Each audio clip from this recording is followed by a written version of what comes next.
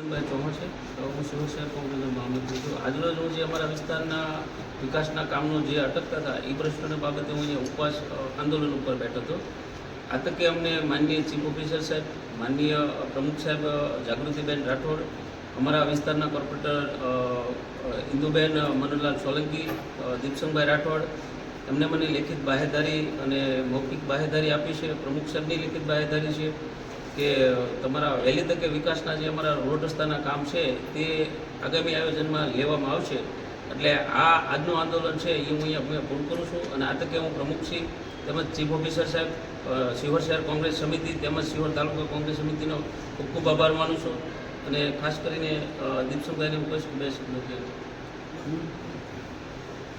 આજે ભાઈશ્રી સુરેશભાઈની જે રજૂઆત હતી, એની જે માંગ હતી એ લોકહિત માટે હતી અને વિકાસના કામ માટે હતી.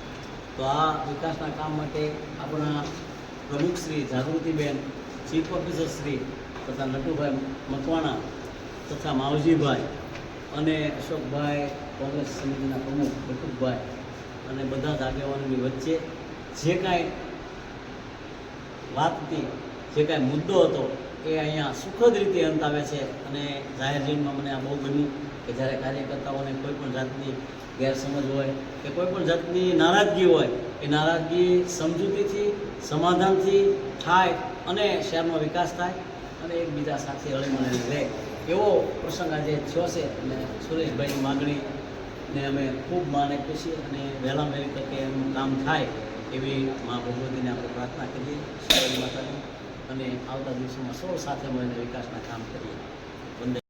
શિહોર નગરપાલિકા પ્રમુખ.